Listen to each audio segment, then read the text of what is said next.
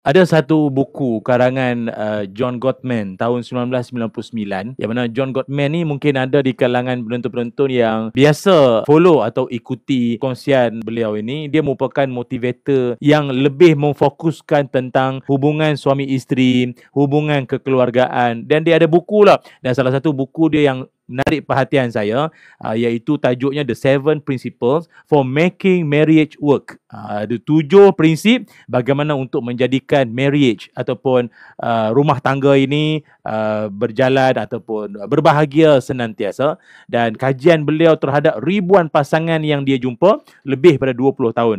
Cuma dalam semakan saya lah terhadap bukunya ini, beberapa muka surat saya tengok, dia ada menyenaraikan ada 4 tanda bahaya dalam sesebuah rumah tangga. Dalam sesebuah rumah tangga kita ada 4 perkara yang bahaya sama sekali kalau tak dibendung, tak dirawat, tak diperbetulkan dari sekarang. Dah repost belum video ni? Repost lah. Mana tahu orang lain tengok, pahala untuk awak. Repost banyak-banyak tau.